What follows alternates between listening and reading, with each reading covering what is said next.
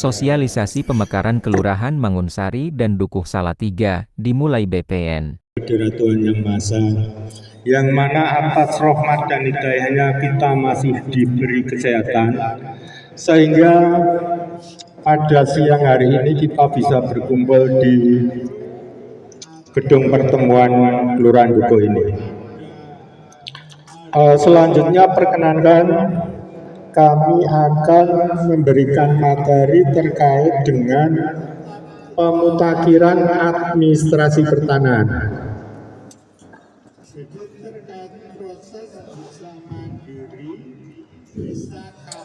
Terkait dengan pemutakhiran administrasi pertanahan yang perlu dilakukan terhadap produk dari kantor pertanahan, yaitu ganti kelurahan. Di sini terkait dengan pembentukan kelurahan dapat terjadi karena penggabungan beberapa kelurahan atau bagian kelurahan yang bersandingan, atau dikarenakan karena pemekaran dari satu kelurahan menjadi dua kelurahan atau lebih.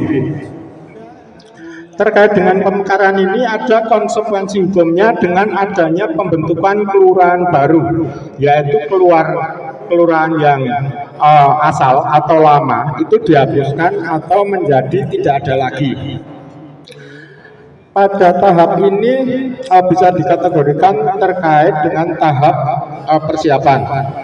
Jadi nanti setelah ada SK dari Kemendagri, dari Pemkot, nanti ada perda hukum yang namanya perda terkait dengan pemekaran wilayah. Setelah nanti perda terbentuk, maka dari Pemkot akan bersurat ke BPN untuk menyesuaikan kaitannya dengan perubahan wilayah. Dengan dasar surat itu nanti dari BPN mengajukan surat permohonan ke Kementerian Pusat, dalam hal ini ke PPDSM, terkait dengan perubahan wilayah. Jadi kita mengajukan permohonan terkait dengan penghapusan kelurahan yang lama dan mendaftarkan kelurahan yang baru sesuai dengan yang ada di Pemda. Selanjutnya hal tersebut berdampak pada dokumen yang salah satunya yaitu sertifikat tanah, sehingga dokumen pertanahan harus dilakukan pencatatan perubahan ganti kelurahan dengan tujuan untuk menjamin kepastian hukum dan memperbarui data pertanahan. Jadi terkait dengan perubahan ini nanti, yang sifatnya wajib harus dilakukan itu manakala sertifikat itu nanti untuk berproses. Terkait yang untuk tidak proses, misalkan ini masih untuk agunan di bank atau masih sertifikat belum bisa dipegang, Bapak Ibu nggak usah risau, nggak usah galau. Jaminan kepastian hukum baik subjek dan objek masih tetap. Cuma kalau mau dipergunakan misalkan untuk peralihan, untuk jaminan di bank, itu harus divalidasi. Intinya dilakukan pemutakhiran data. Next, Mbak. Terkait dengan pemutakhiran data, dalam hal ini ganti kelurahan, proses pencatatan administrasi pertanahan ganti kelurahan pada sertifikat tanah bersifat bertahap. Jadi sifatnya tidak keharusan harus saat ini. Misalnya tidak akan dipergunakan untuk proses lain, untuk jaminan atau untuk proses turun waris atau untuk jual beli hibah dan sebagainya. Saya pastikan sertifikat Bapak Ibu masih aman, masih tercatat di data lama. Jadi kaitan pada masa transisi perubahan kelurahan baru, dokumen pertanahan dalam hal ini sertifikat tanah dinyatakan tetap berlaku. Kepastian hukumnya masih melekat. Tidak usah khawatir. Selanjutnya proses pencatatan administrasi pertahanan ganti kelurahan bisa dilakukan secara mandiri atau individu. Bisa juga dilakukan dengan kolektif. Mungkin per RT atau RW ada koordinir, maju bareng-bareng, tetap kita layani, Pak. Jadi terkait proses bisa mandiri, bisa kapan saja, setelah terbitnya perda kaitannya dengan pemekaran. Itu bisa dilakukan perubahan itu kalau istilahnya perda sudah ada, sudah turun. Terkait dengan proses ganti, terkait dengan proses ganti kelurahan, di kantor kami ada ketentuan syarat, yaitu syarat terkait ganti kelurahan. Yang nomor 1, formulir permohonan. Jadi kita menyediakan, Pak, nanti silahkan ambil, bisa digandakan sendiri atau ngambil sejumlah, misalkan kolektif 50 sekaligus ngambil di kantor pertahanan 50, disediakan secara gratis, Pak, tidak dipungut biaya, bisa ambil kapanpun. Mulai sekarang pun untuk persiapan sudah kita siapkan. Terus syarat yang kedua yaitu identitas diri. Identitas diri ini yang perlu dilampirkan: 1, fotokopi KTP, kedua, fotokopi kartu keluarga atau KK. Syarat yang ketiga yaitu sertifikat asli. Kenapa harus sertifikat asli? Karena pada tahap penyesuaian data administrasi pertahanan kita, secara sistem data yang terinput di kita itu kan sudah ada, Pak, namanya di buku tanah. Untuk produk yang keluar kan namanya sertifikat. Jadi nanti ada perubahan fisik. Untuk sertifikat analog nanti kan tetap ada perubahan kaitannya dengan nomor H, NIB atau hal-hal lain. Perubahan ini terkait dengan objek, Pak. Kalau subjek saya pastikan tidak ada perubahan, baik di sertifikat analog atau sertifikat elektronik. Jadi terkait dengan ganti kelurahan ini nanti untuk semua produk, Pak. Jadi produk sebelum pemekaran itu terjadi, baik sertifikat analog atau sertifikat elektronik, harus disesuaikan datanya. Entah itu kapan, monggo terserah dengan kelonggaran jenengan. Terkait dengan yang sertifikat asli, ini kan kemungkinan ada juga yang masih ada hak tanggungannya. Misalkan untuk agunan di bank, itu jelas harus menunggu dulu. Menunggu setelah lunas, sertifikat keluar, baru dilakukan ada 2 tahap kalau sertifikat yang ada hak tanggungannya. Yang pertama harus roya dulu. Yang kedua baru diajukan istilahnya perubahan data, ganti desa. Untuk khusus yang waris, Pak, jadi karena pemegang haknya sudah meninggal, nanti kewenangannya itu oleh ahli warisnya, dibuktikan 1 dengan surat kematian pemilik dan surat keterangan waris. Jadi nanti kewenangannya itu di semua ahli waris untuk mengajukan perubahan-perubahan itu. Terus yang keempat, syarat yang keempat harus dilampirkan surat keterangan dari kelurahan yang isinya nanti menyebut bahwa objek nomor hak ini atas nama ini masuk dalam wilayah pemekaran. Misalkan yang Mangunsari masuk Mangunsari Lor atau Kidul. Acuan kita nanti terhadap letak objek nanti kan kita mengikuti dari surat keterangan yang dikeluarkan oleh lurah dari masing-masing kelurahan terkait dengan letak. Terus syarat yang kelima yaitu SPPT PBB, yaitu untuk memastikan memastikan letak objek untuk plotting, dan kedua memastikan bahwa objek tersebut sudah ada NOP baik wajib pajak atau objek pajaknya. Terus selanjutnya, Mbak, langkah-langkah yang harus ditempuh untuk melakukan proses ganti kelurahan. Yang pertama, minta surat keterangan dari kelurahan terlebih dahulu. Surat keterangan yang tadi Pak, intinya yang isinya menyatakan terkait dengan letak objek tanah itu sekarang masuk di kelurahan yang baru, kelurahan mana kan seperti itu.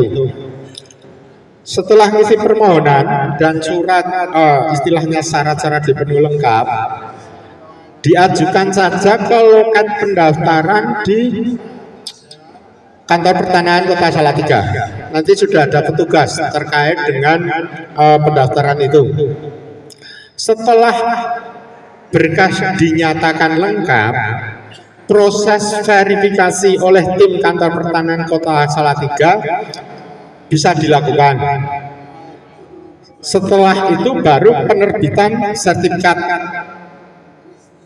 baru yang sesuai data yang baru. Terkait dengan ini Pak, kaitannya dengan biaya, tidak ada biaya 1 sen pun kalau diurus sendiri, kecuali kalau yang melalui jasa kita nggak tahu. Intinya BPN tidak pernah memungut kaitannya dengan biaya ini. Terkait dengan penyelesaian estimasi, karena ini tidak ada SOP juga tidak ada PNBP, kita estimasikan kurang lebih 7 hari Pak.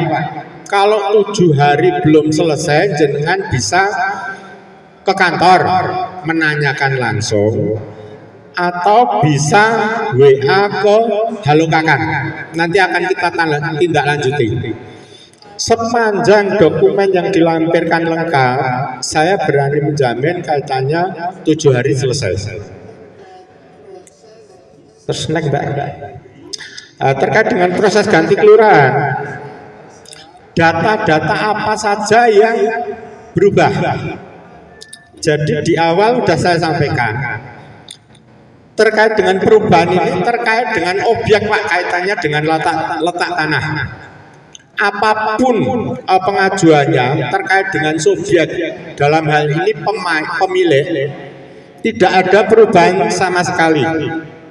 Jadi perubahan itu antara lain terkait dengan nomor hak, terus kode wilayah, terus nomor induk bidang, dan nomor surat ukur.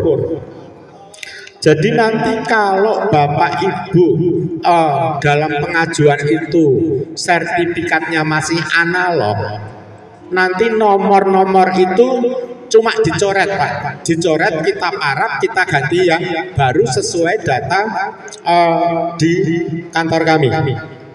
Jadi produknya tetap Pak, cuma ada perubahan nomor hak, kode wilayah, nomor NIB, dan nomor SU.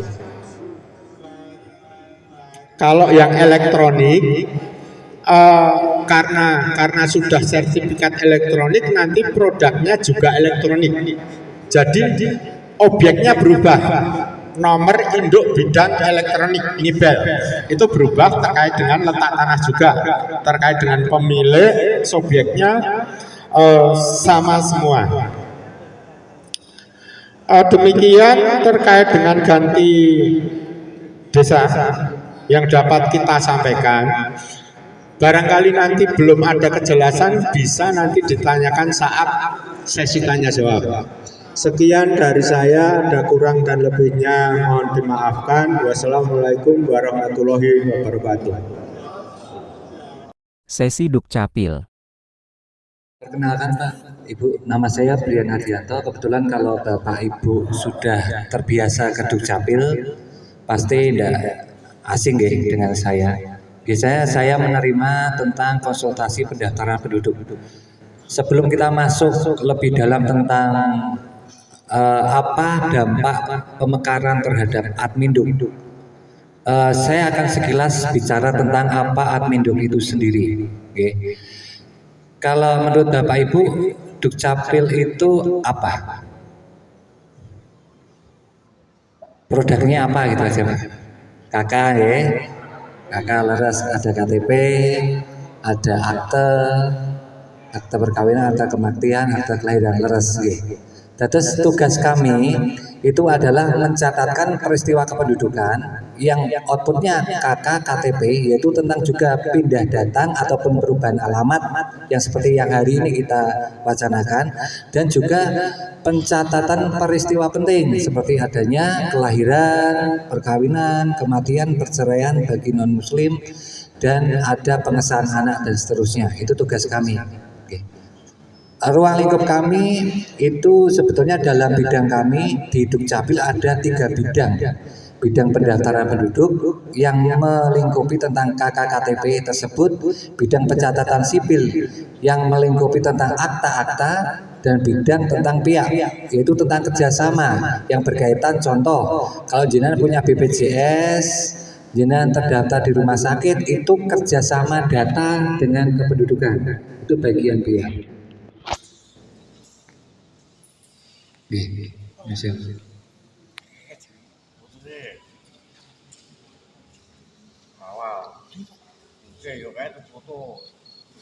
Lanjut.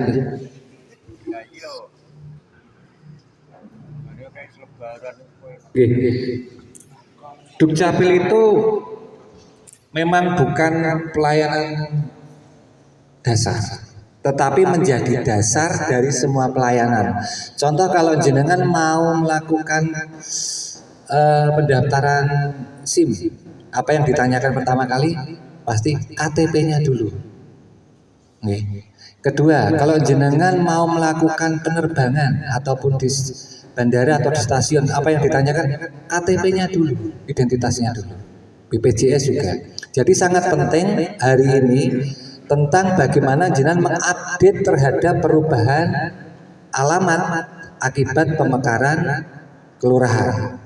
Itu sangat penting.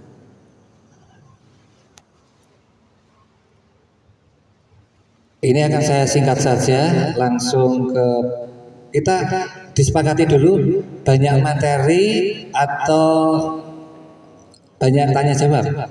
Banyak tanya jawab, nggih? Oke, nggih. Saya percaya Bapak Ibu sudah mempunyai banyak pertanyaan yang ingin disampaikan supaya nanti kita sama-sama belajar dan satu persepsi. Langsung mawon kepada yang terakhir.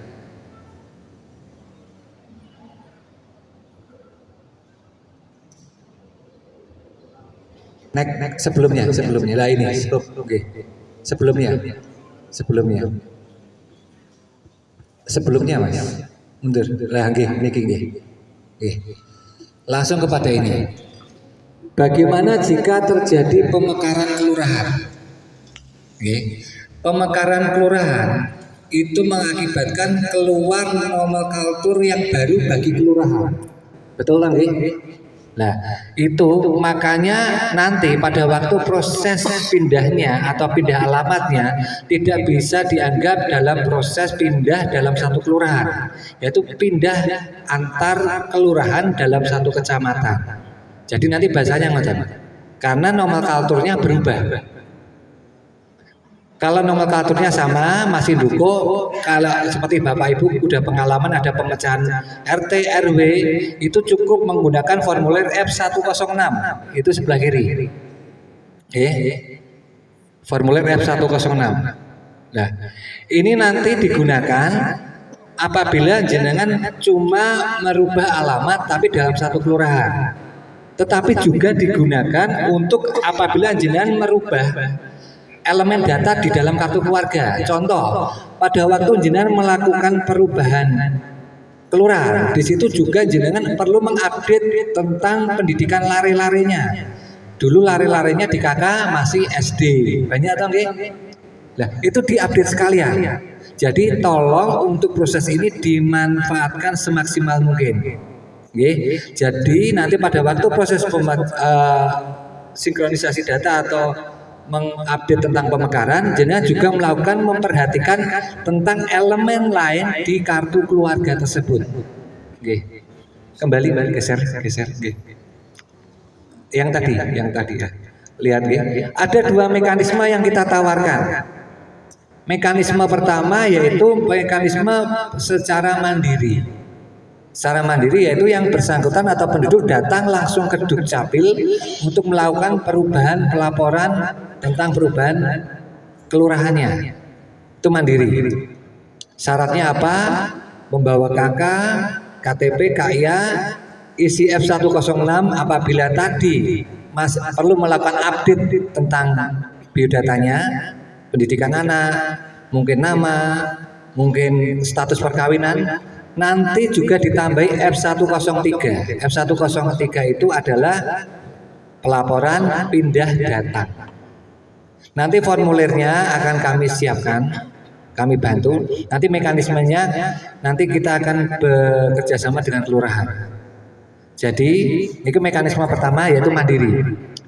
Mandiri itu pun nanti akan kita batasi karena kita tidak bisa meninggalkan tentang pelayanan kita yang reguler.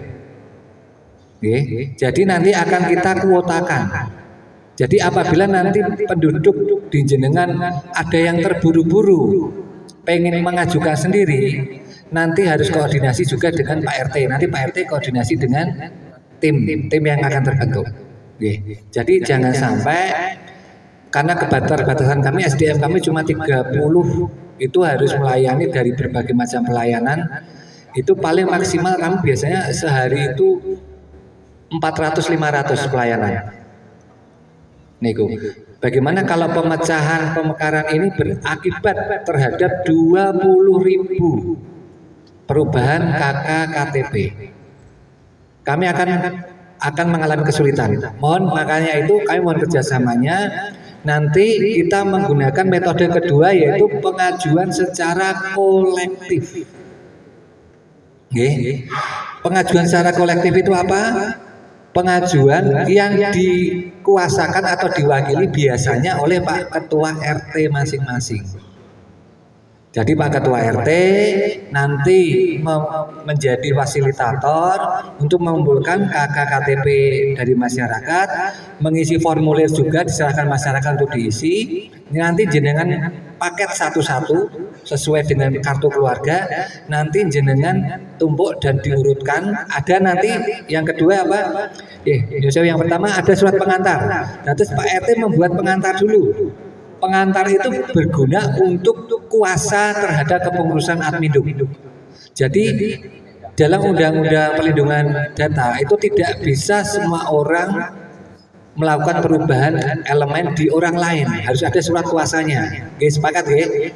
Harus ada surat kuasanya.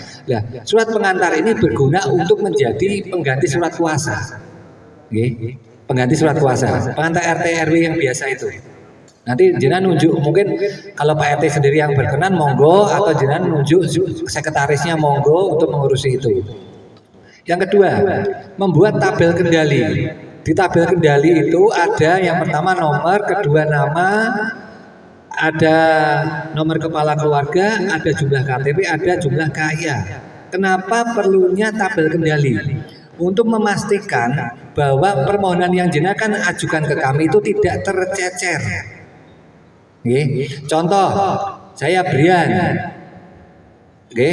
ada nomor KK saya sekian, jumlah KTP saya akibat perubahan adalah 2, diisi aja 2, terus KIA-nya ada 1, itu aja, kendalinya itu aja.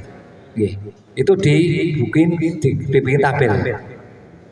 Bisa ditulis manual, bisa, kalau ada yang bisa komputer lebih baik. Niku untuk supaya tidak ada yang tercecer. Yang ketiga, membendel setiap permohonan penduduk dalam satu bendel KK. Pak sesuai KK masing-masing, jangan dicampur aduk. Jadi satu-satu. Yang keempat, dilaksanakan di jadwal yang nanti akan dibantu pengaturannya oleh pihak kelurahan. Terus terang nanti kami ada rencana wacana itu paling sehari cuma 500.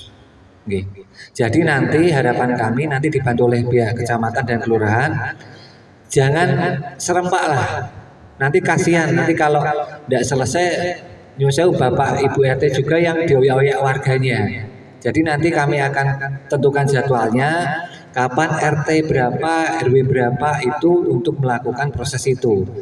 Tapi ada mungkin penduduknya yang keburu-buru atau tidak bisa, monggo melakukan secara mandiri di luar proses dari kolektif tersebut. Atau next berikutnya. Yang paling penting yaitu tentang update data. Pengalaman kami pada waktu kami menerima kolektif itu banyak yang komplain setelah jadi itu ternyata loh Pak ini kok ijazah anak saya kok belum diupdate, masih pendidikannya SD. Loh Pak ini kok status perkawinan kami masih belum tercatat, harusnya kan sudah tercatat. Lah itu yang perlu diperhatikan. Jadi pada waktu jenengan mensosialisasikan ke warga, pastikan juga untuk melihat biodata di KK untuk dilakukan update. Kita ambil titik poin beberapa contoh pendidikan anak. Pendidikan anak itu yang dibutuhkan adalah yang pertama yang penting adalah ijazahnya. Fotokopi ijazah saja dilampirkan. Nanti ngisi F106, nanti terus tambahi fotokopi ijazah. Oke, fotokopi ijazah terakhir. Kalau nanti pengen pendidikannya menjadi S1 ya fotokopi ijazah S1. Yang berikutnya tentang kesesuaian antara data di akta kelahiran dan KK KTP itu sangat penting. Seringkali pada waktu kami menerima seleksi bintara atau dari kepolisian itu ada nama di akte sama kakaknya yang berbeda, cuma spasi tanda petik. Akhirnya ada yang nyusul gara-gara itu tidak terselesaikan, itu sampai tidak lolos, kan eman-eman. Jadi pentingnya orang tua juga mencermati bagaimana posisi akte anak dengan elemen yang tertuang di KK dan KTP anak. Itu sangat penting, karena nanti akan bisa mempengaruhi masa depan mereka. Terus yang berikutnya status perkawinan.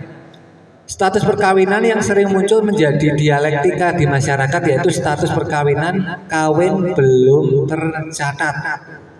Kalau jenengan lihat kakak sekarang itu kan barcode nggih, kertasnya putih seperti HPS, di situ ada tulisan status perkawinan. Kalau menurut jenengan status perkawinan yang kawin belum tercatat itu status perkawinan apa? Ciri nggih. Dua, ada lagi alternatif lain? Ada juga yang sudah melakukan perkawinan tetapi belum dilaporkan. Ada juga yang gitu. Makanya untuk menyelesaikan ini dibutuhkan fotokopi akte kawin yang terlegalisir. Kecuali kalau akte perkawinannya baru sudah ada TTE-nya, sudah ada TTE, ada barcode-nya, itu tidak perlu legalisir. Semua produk yang sudah ada barcode-nya, entah itu produk dari pengadilan agama atau KUA, itu tidak perlu legalisir. Tapi kalau produknya masih lama, masih dibutuhkan legalisir. Itu hal-hal poin terkait tentang perubahan adminduk di kami. Jadi nanti dibantu oleh kelurahan, akan dibentuk tim ataupun grup-grup untuk kita diskusi lebih lanjut dan untuk mengatur penjadwalan sesuai dengan tahapan yang dilakukan oleh kota nanti bagaimana. Nanti pasti diskusinya berkembang bagaimana tentang dampak terhadap BPJS atau apa. Nanti kita akan jawab di sesi tanya jawab. Oke, mungkin itu saja yang bisa saya sampaikan. Apabila ada yang salah saya mohon maaf. Saya tutup. Wassalamualaikum warahmatullahi wabarakatuh. Tanya jawab. Gimana nggih Bu? Bismillahirrahmanirrahim. Assalamualaikum warahmatullahi wabarakatuh. Perkenalkan Bapak, nama saya Ani Puji Astuti. Saya dari RT 1 RW 2 Dukoh. Baik, terima kasih atas kesempatan yang diberikan kepada saya. Saya mau menanyakan yang dari ATR BPN Bapak. Ani Puji Astuti Bapak.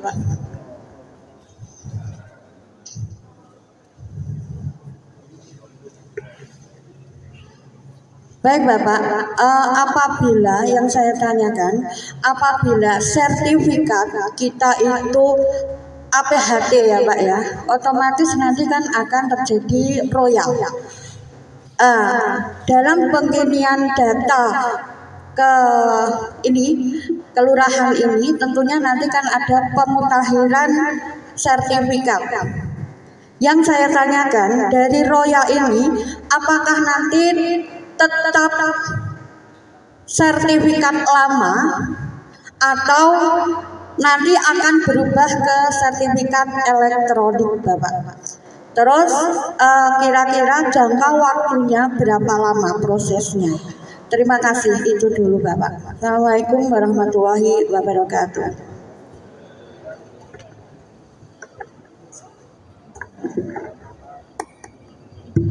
Ya, terima kasih. Satu-satu langsung kita tanggapi ya. Baik, menarik ini pertanyaan dari Ibu Ani Pujiastuti.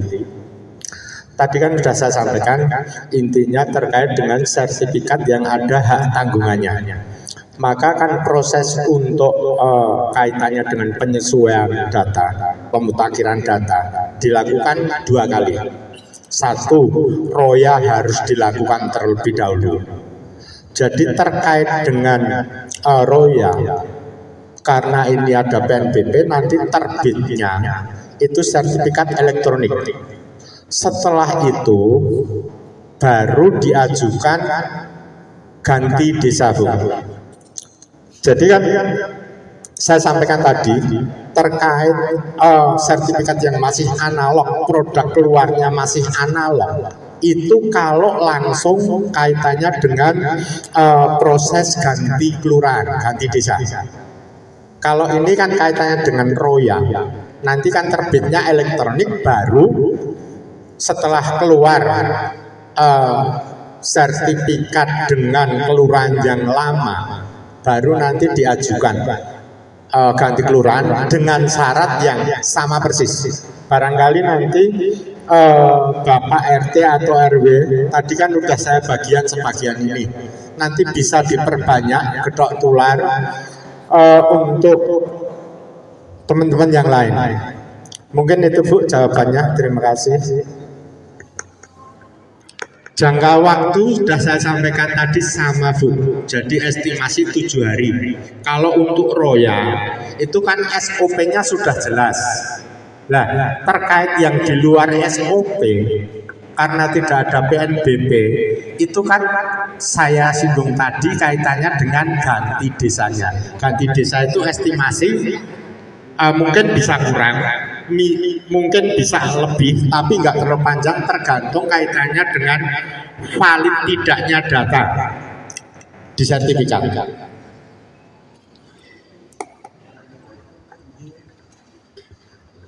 Lanjut G. Terima kasih. Pertama, kami dari RW 9 Kelurahan Dukuh, nama Pak Ranto. Yang pertama ingin kami tanyakan, mohon materi ini bisa diberikan kepada semua yang hadir. Artinya difotokopi sehingga nanti, karena menurut saya yang pertama daya lihat di paparan itu gak jelas. Yang kedua materinya kayaknya terlalu cepat ya. Sehingga biasanya kami mengikuti adanya sosialisasi, biasanya materi diberikan. Ini materi yang dari BPN dan ini materi yang dari kependudukan. Sehingga kami kepanjangan tangan dari kelurahan nanti bisa menjelaskan kepada warga kami ini loh bentuknya, karena tidak semua bisa kami catat. Ya, jadi sekali lagi mohon materi ini bisa difotokopi, dibagikan kepada seluruh yang hadir di kegiatan pada siang hari ini. Yang kedua, ini ada titipan antara kependudukan dan pertanahan yang didahulukan yang mana dulu? Apakah berbarengan prosesnya atau bagaimana? Jadi saya kira itu pertanyaan kami dari RW 9. Terima kasih atas waktunya. Wassalamualaikum warahmatullahi wabarakatuh. Mohon izin untuk menjawab terlebih. Terima kasih Pak Warto, langsung kita tanggapi nggih. Terkait dengan fotokopi, monggo Bapak Ibu yang dari kecamatan, kelurahan kalau bisa menggandakan. Yang penting jangan uang Pak yang digandakan. Fotokopi monggo difasilitasi. Bapak-bapak semuanya, terkait dengan materi, kami dari kecamatan nanti akan menggandakan dan kita kirim ke kelurahan. Nanti biar didistribusi ke masing-masing RT RW. Ngoten nggih, matur suwun.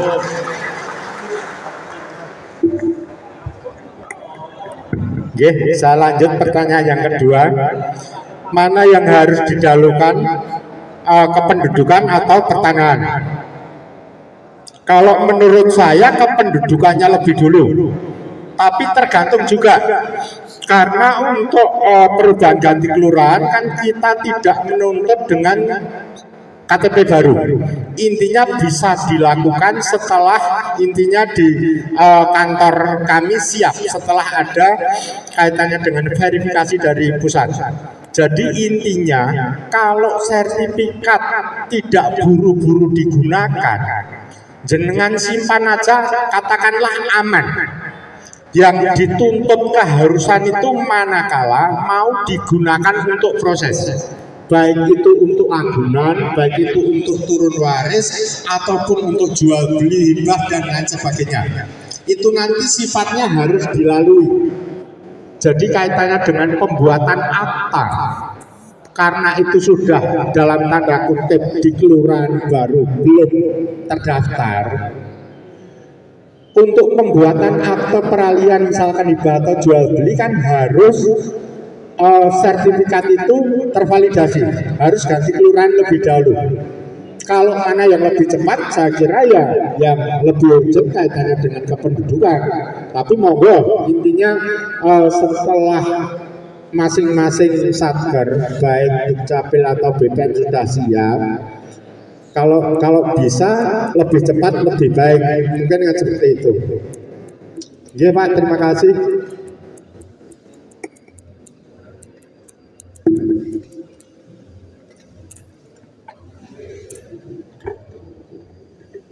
Assalamualaikum warahmatullahi wabarakatuh. Sebetulnya saya ada 3 pertanyaan, yang 2 sudah ditanyakan Pak Pur.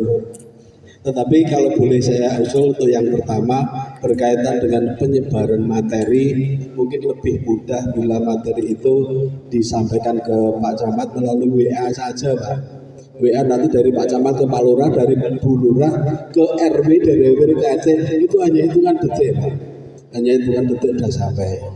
Lalu yang kedua berkaitan dengan mana yang dulu KTP dan sertifikat tanah sudah ditanyakan dan sudah dijawab. Yang ketiga ini mobil khusus untuk Mas Brian. Sudah kenal saya Mas ya? Saya Dudi dari RW 15 Mangansari. Berkaitan dengan kependudukan, di warga kami ada yang sekarang tinggal di Surabaya Mas. Tinggal di Surabaya, belum mengajukan pindah alamat. Nah, berkaitan dengan perubahan, apakah sebaiknya nunggu dulu sampai nanti ada alamat baru, kelurahan baru, nah, atau langsung sekarang? Kemudian apabila nanti sudah baru, apakah harus membuat KTP baru yang Solo Tigo dulu baru mengajukan pindah, atau langsung urus pindah dengan KTP yang lama? Sampai jelas ya Mas Brian ya? Hanya itu, matur nuwun. Wassalamualaikum warahmatullahi wabarakatuh.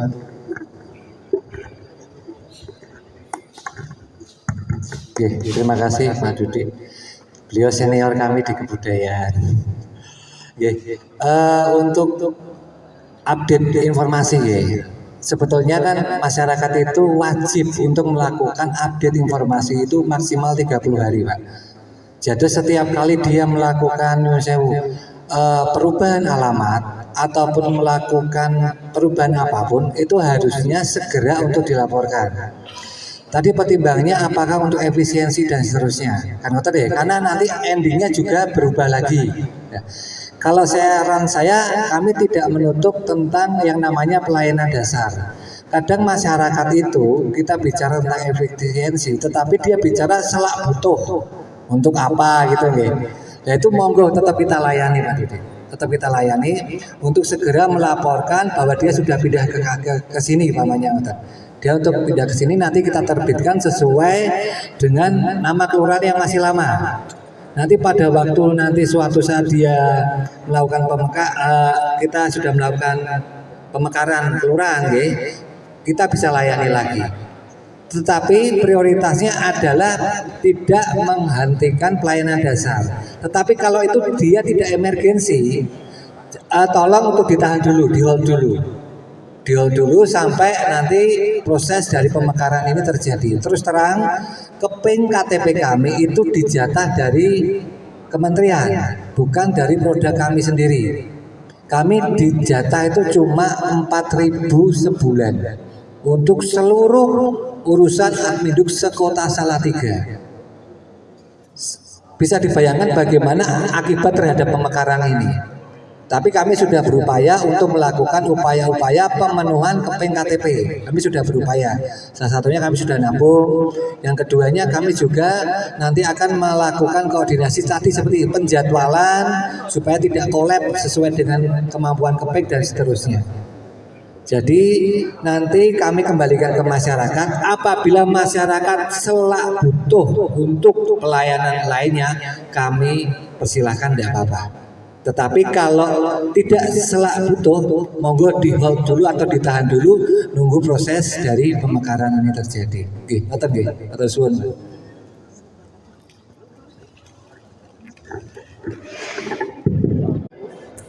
Perkenalkan, nama saya Doni dari RT 9 RW 5. Beberapa Pak yang akan saya tanyakan. Untuk pertama, apakah ada durasi atau waktu untuk masa perubahan, baik untuk kependudukan atau pertanahan, yang terutama sertifikatnya digunakan untuk anggunan bank.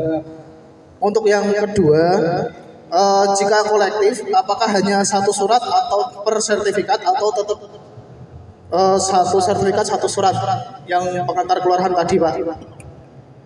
Ya untuk yang ketiga Pak, untuk semakin memudahkan, apakah akan ada perbantuan dari Dukcapil di kelurahan? Karena biasanya niku di Dukcapil antrinya cukup panjang Pak, kadang Pak.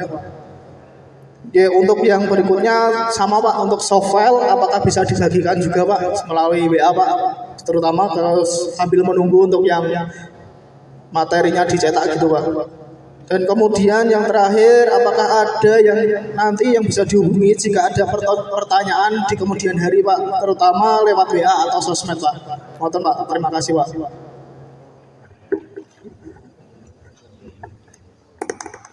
Oke, terima kasih. Saya akan coba yang terkait dengan kependudukan ya. Yang pertama, kolektif itu gunanya apa? Untuk meringkes atau efektif efisienkan proses tentang pelaporan perubahan elemen. Kalau sudah kolektif, otomatis kan cukup satu orang saja yang datang. Oke, cukup satu orang datang, nanti mewakili dari berbagai macam permohonan dalam satu RT tersebut. Oke. Terus yang kedua, SOP kami itu biasanya 3 hari. SOP kami itu biasanya 3 hari jadi. Oke. Harapan saya selama tidak terjadi hal-hal lainnya loh. Contoh kalau collab, kami nanti pasti akan komunikasikan juga. Karena kemampuan kami kan juga terbatas. Mungkin kami upayakan sebelum 1 minggu lah.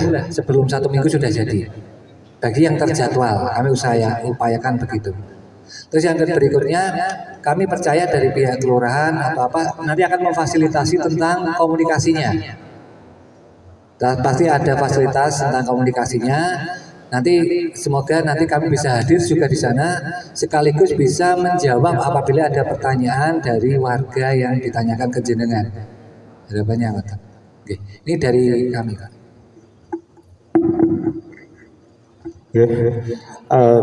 Saya tanggapi pertanyaan yang terkait dengan pertanahan, terkait kadaluarsa Pak. Di awal kan sudah saya sampaikan, tidak diajukan pun tidak apa-apa sepanjang tidak untuk berproses. Jadi kaitannya aman Pak. kaitannya waktu juga tidak ada. Cuma di sini kan sertifikat itu kan tidak semua hak milik Pak. Ada yang hak guna bangunan yang berjangka waktu. Kalau itu HGB sebelum jangka waktu masa berlaku sertifikat habis, sebaiknya segera diajukan. Karena untuk HGB ini kan ada batasan waktunya Pak. Pemberian pertama kali mungkin 30 tahun, perpanjangan 25 atau pembaruan. Jadi terkait dengan kalau sertifikat sudah hak milik, ketentuan kadaluarsonya tidak ada. Itu yang pertama. Terus yang kedua, apakah surat keterangan itu bisa digunakan kolektif gitu ya Pak ya? Atau apa maksudnya Pak? Ya, jadi untuk perubahan kelurahan ganti desa, masing-masing hak satu Pak, karena itu menyangkut subjek dan objek. Jadi menyebut nomor hak, atas nama siapa, letak posisi sekarang itu masuk di kelurahan baru yang mana. Jadi untuk proses sertifikat masing-masing satu hak satu. Misalkan satu orang punya 2 sertifikat, ya harus 2 surat keterangan. Jadi untuk di yang saya sampaikan tadi untuk kolektif itu pemberkasannya masing-masing Pak. Satu berkas, satu surat keterangan. Ngaten Pak nggih, pun paham? Nggih, matur suwun. Untuk tadi yang mengusulkan materinya dikirim lewat sovel, sudah kami kirimkan ke Bu Lurah. Nanti biar didistribusi ke RW ataupun RT. Sudah nanti, ya sudah dikirim. Sudah saya kirim baru saja ke Bu Lurah sama Pak Lurah, nanti biar dikirim ke bawahannya. Terkait dengan yang print out-nya nanti tetap kita kirim sampai seperti apa yang saya katakan tadi. Print out ada, sovel juga ada. Matur suwun. Ada lagi yang ingin bertanya? Cukup? Oh, nggih, satu nggih.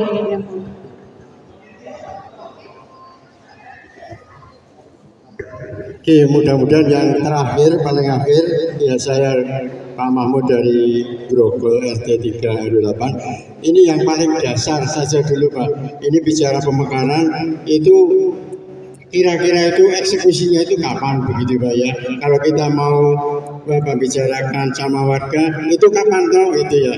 Tadi memang Pak Camat, nah ini Pak Camat menyampaikan proses di sini sudah, kemudian ke atas begitu. Nah ini memang ini bukan untuk bapak-bapak yang dari pertanahan dan juga dari Dukcapil, tapi mungkin yang perwakilan dari kecamatan mungkin bisa. Itu kira-kira itu ya Bu ya, eksekusinya untuk pemekaran itu kapan? Begitu, terima kasih.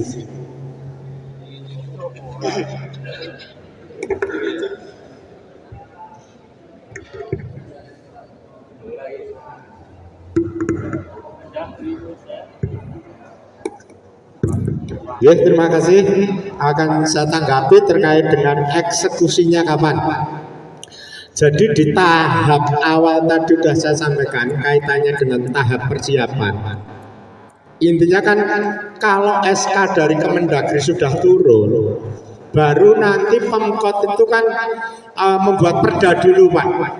Setelah perda ada, nanti kan dari Pemkot itu kan bersurat ke masing-masing satker untuk mengajukan perubahan di aplikasi Pak, menghapus kelurahan yang lama, menerbitkan kelurahan yang baru. Jadi istilahnya kalau kita mau menuju itu kan belum ada rumahnya Pak, jadi nunggu rumah jadi dulu. Setelah setelah perda nanti ada turun, tidak serta-merta langsung Pak, kita juga perlu koordinasi dengan pusat Pak untuk menghapus wilayah yang lama, untuk mendaftar wilayah yang baru. Jadi kalau kapan eksekusinya mungkin ya sambil jalan kita ikuti Pak. Nanti ada sosialisasi terkait dengan perkembangannya Pak. Matur nuwun Pak.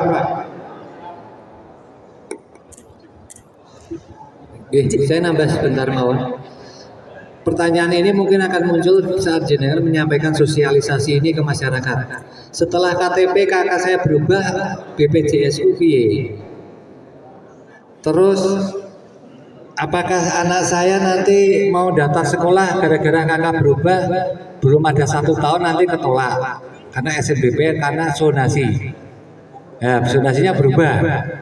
Terus bagaimana dengan STNK saya yang saya dulu alamatnya Dukuh sekarang Dukuh Asri? Apakah saya harus bermasalah dengan begitu? Akan saya bantu jawab.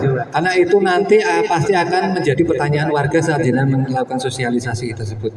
Yang pertama, tentang SNBP, kami bekerjasama dengan Dignas, kebetulan kami juga timnya.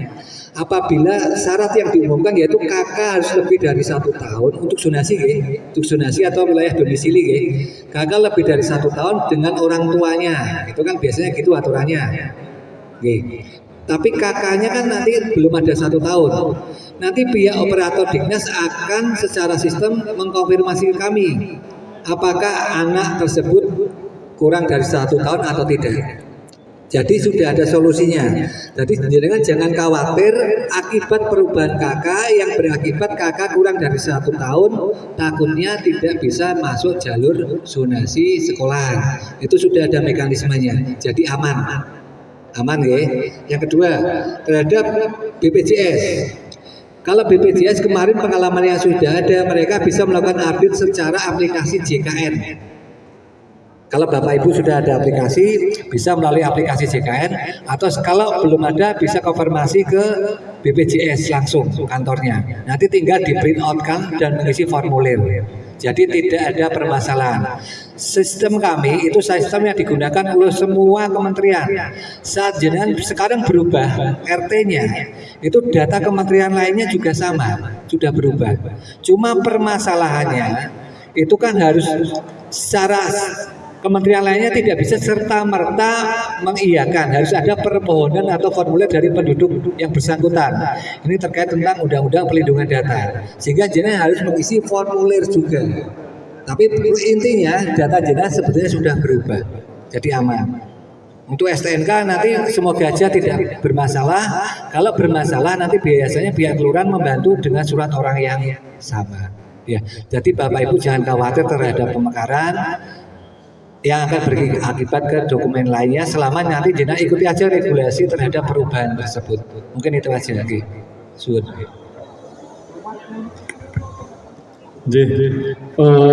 Saya izin menambahkan sedikit terkait dengan tadi pertanyaan progresnya sejauh apa sekarang ini, karena kalau tidak salah sudah hampir 5 tahun perencanaan untuk pemekaran. Kami dari kecamatan memberikan informasi kalau menurut informasi dari Pak Camat kemarin, besok pagi hari Jumat ada rapat DPRD terkait dengan perda pemekaran kelurahan. Jadi insya Allah kalau sudah ada kesepakatan dengan DPRD, perda akan diterbitkan. Tambahan informasi lagi bahwa sudah ada surat dari Gubernur Jawa Tengah terkait dengan pemekaran kelurahan untuk Kota Salatiga. Jadi dari pihak tata pemerintahan Kota Salatiga terus berbenah, terus berjuang untuk melengkapi segala administrasi yang dipersyaratkan dari Menteri Dalam Negeri. Jadi sampai hari ini pun tetap berproses, tetap melengkapi segala administrasi dan kekurangan-kekurangan yang ada. Terkait dengan perda, insya Allah besok pagi sudah ada rapat DPRD. Matur suwun. Mungkin ada yang ingin. Ya, hanya ingin memperdalam terkait dengan proses perubahan ini tadi. Karena ini akan terkait dengan pelayanan kami Pak Bian khusus selama ini proses pelayanan kami terutama dengan terkait kependudukan, dan ini mungkin nanti akan sebenarnya berlaku bagi semua dan bisa dicatat bagi semua. Apakah tadi kan ada elemen-elemen begitu nggih, elemen-elemen data kependudukan. Nah, apakah kesempatan tersebut bisa digunakan juga untuk perubahan nama misalnya. Nah, begini Bapak Ibu, kami sampaikan ketika kami memberikan pelayanan terutama terkait dengan keterangan ahli waris, beberapa warga yang kami layani itu nama orang tua antara bapak dan ibu itu berbeda antara keluarga satu dengan keluarga yang lain. Nah, sebenarnya non sewu dengan basic atau latar belakang ilmu yang saya miliki, ketika berbeda koma, berbeda huruf, itu akan menjadi problem di kemudian hari, karena ini akan terkait dengan kalau boleh saya katakan kepastian hukumnya tadi gitu. Nah, ada beberapa nama mungkin yang menggunakan ejaan lama, O, OE, U dan sebagainya. Nah, ini mungkin bisa nanti biasanya boleh juga dimanfaatkan perubahan ini begitu. Nah, termasuk kadang saya memberikan pelayanan ahli waris itu kakak beradik ini hanya berselisih bulan. Nah, ini si kakaknya sendiri ketika ahli waris ini kok siji bulan Juli, siji bulan April, tahunnya sama kakak beradik. Nah, ini problem kami ketika memberikan pelayanan di masyarakat. Nah, kadang inilah kemudian yang menjadi kendala. Nah, ini kakak ngadi kok tahunnya kelahiran podo, hanya berbeda bulan. Lah ibu iki apa setahun meteng loro naik kembar kok ngete sesasi, rong sasi begitu. Nah, apakah momen ini nanti juga bisa dimanfaatkan untuk perubahan data tersebut, nama-nama orang tua? Ini mungkin dalam satu wilayah Kelurahan Mangunsari ada yang masih bersaudara yang nama-nama orang tuanya berbeda, huruf dan sebagainya, bisa dimanfaatkan juga. Ya, karena ini akan terkait dengan kepastian hukum terhadap proses pelayanan. Mun itu mawon, matur nuwun Mas Brian. Oke, terima kasih. Leres sangat yang disampaikan Pak. Mohon untuk kesempatan ini digunakan untuk melakukan update se-update mungkin, termasuk nama. Kalau nama prinsipnya ada satu sebetulnya. Pertama, akte kelahiran. Apakah dia punya akte kelahiran? Tidak. Kalau tidak punya akte kelahiran, biasanya lari kepada register buku nikah. Register buku nikah itu ada nama ayah dan ada nama ibunya. Terus kalau itu tidak ada lagi, biasanya kita bisa men-split dengan ijazah. Tetapi kalau tidak ada lagi, terpaksa harus sidang asal-usul di pengadilan. Ya, prinsip kami cuma mencatatkan secara dokumen. Dokumen tidak ada, berarti di pengadilan. Tapi bisa digunakan. Ya mungkin itu aja Pak. Sudah cukup,